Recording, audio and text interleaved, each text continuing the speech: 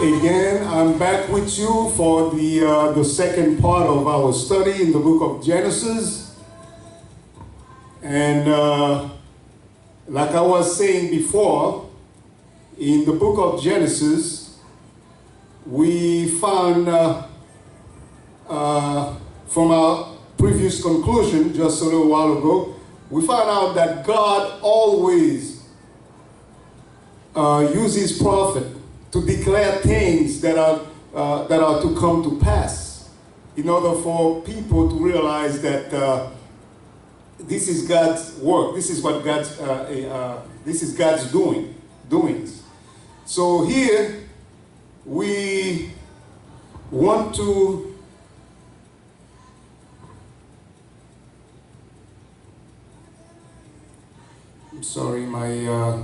okay, there we go.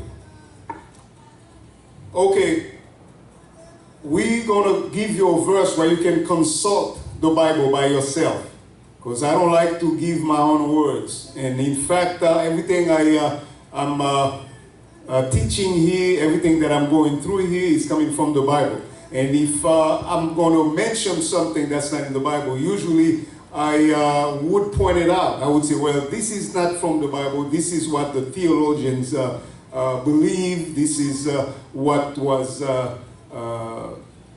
still being discussed or what's still being debated. Okay, according to Isaiah 46, verses 9, 10, and 13, let me read it for you. It reads, "For I am God, and there is none else. I am God, and there is none like me." Verse 10, "Declaring the end from the beginning. There is none else like me, declaring the end from the beginning. And from ancient times, the things that are not yet done, saying, my counsel shall stand." Remember, I just mentioned a little while ago from the first part of our studies that God's plan from Genesis 3:15 stands and is still in force, because he indeed delivered the Messiah to crush the head of the serpent, and all his other prophecies, what he has prophesied through the prophets, are yet to come. We all know that right now we're living in the last days. So, to finish with these three verses, the end of verse 10 tells us that my counsel shall stand, and I will do all my pleasure. Remember what Isaiah 53 said when it was talking about the prophesied death of Jesus, the Messiah. When it says, Isaiah said, it is through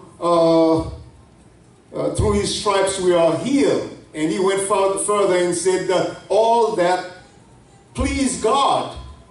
I mean, hey, that was some kind of brutal death, but yet it was all through God's pleasure. That's what Isaiah said here in Isaiah 46:13. I will do all my pleasure, because it pleases God to see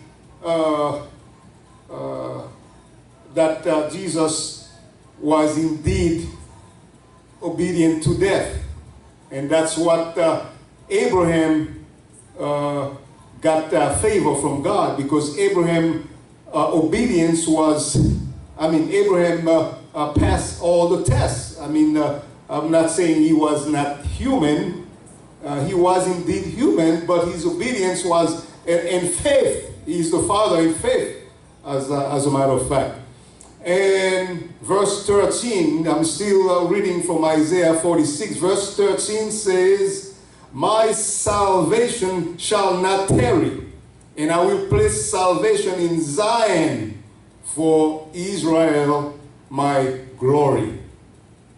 Okay, so here we can see that when God says something, there is a verse that in the Bible that says, well, I don't remember it verbatim, but it says that God placed his word above his name, because when God says something, he's going to make sure it comes to pass. So God's plan from Genesis 3:15 remains no matter what. For instance, the serpent corrupted mankind in the garden, but the seed of the woman will, the seed of the woman through Jesus Christ will take back the dominion. In fact, Jesus said in Revelation, I hold the keys of death and hell now. He said, I was dead, now I'm alive, and I hold the keys of death and hell. And we know death is just another nickname for Satan, who've been putting all the sons of men into the prisons of death for all those years before Jesus came. Second, Abel was killed before he was approved by God. He was not approved by the devil. Cain was.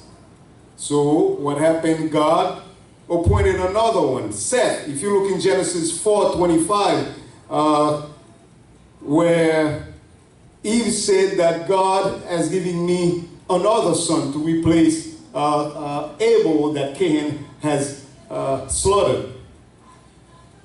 And the sons of God in Genesis 6, I'm showing you all these things that are happening, but God's plan stand, because he promised this is what I'm going to do.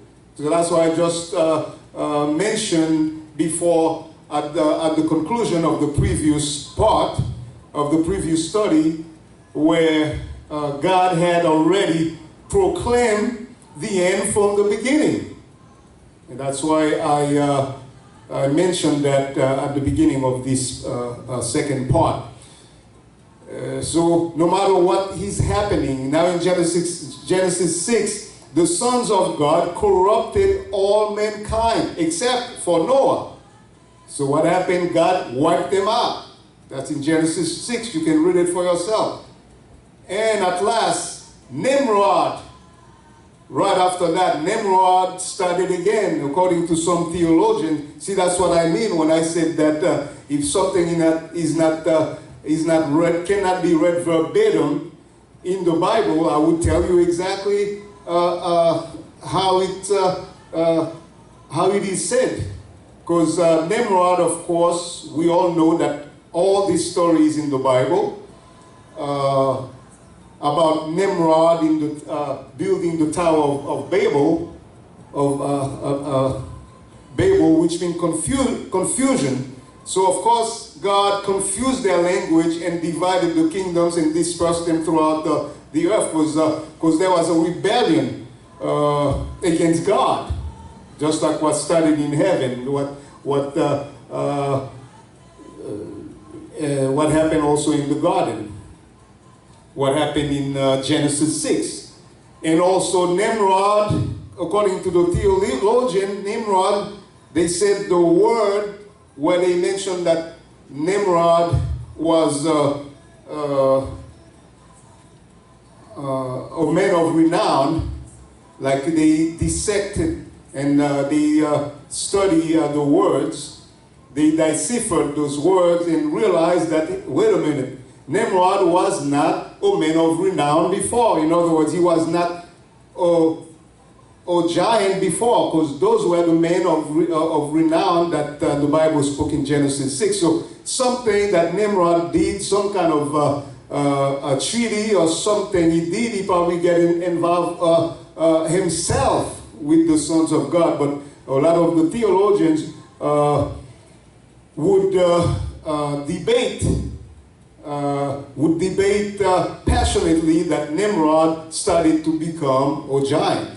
So, and that's how he became so rebellious, because those giants, like we can see, they were to be eliminated from the surface of the earth.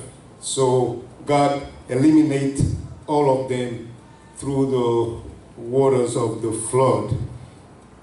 So we can see here that God had to enter with a covenant with Abraham, because everybody started doing their own things, and Nimrod was the beginning of all the false religions. I know we've been over that before. I believe that if you look through my studies, I believe that's in Genesis 11, because Nimrod went his way against God, and Abraham was with God. So we can see here the battle is going to go on until the end of this era. Okay, you can find all this in Revelation 12. Let me conclude with this. In Revelation 12, what was happening? In Revelation 12, it shows you that the people of God were, in fact, let me start from the beginning. In Genesis 12, there was John was seeing this vision from God, where he saw a woman standing in the sun, and the woman was about to deliver a male son. And the dragon, which symbolize, that's another name for the devil, Satan. The dragon was waiting to devour the child as soon as the child is born. This should give you a picture here of what Herod was trying to do when Jesus was born. He told the Magi, he said, why don't you let me know where he is? Find out, and I'll come to adore him. When in fact, he knew he wanted to go there and kill them. So what I'm saying here, the devil would use anybody and anything to destroy or frustrate the plan of God. So what happened is that Revelation 12 told us that the male son was taken to God. Remember that Jesus ascended to God. And what happened now, it tells you that the devil was furious. The serpent threw water against the woman who symbolized God's people. So he threw water to destroy the woman, but the earth helped the woman, and she was taken. In other words, God's people were taken to a desert where she was fed for times and the dividing of times, meaning like 1 period, 2 periods, and half of a period, 3 years and a half. So here, at the very end of Revelation 12, it tells us that the dragon was very furious, that he couldn't devour the child, he couldn't flood the mother, the people of God. So he would turn against all those that would keep the testimony of Jesus Christ and go and persecute them. So we're going to stay here for now, and please look over the scriptures. If you have questions, let me know. And all of my videos, all my studies can be found on YouTube. You just type First Evangelical Haitian Church of God. First Evangelical Haitian Church of God. May God bless you.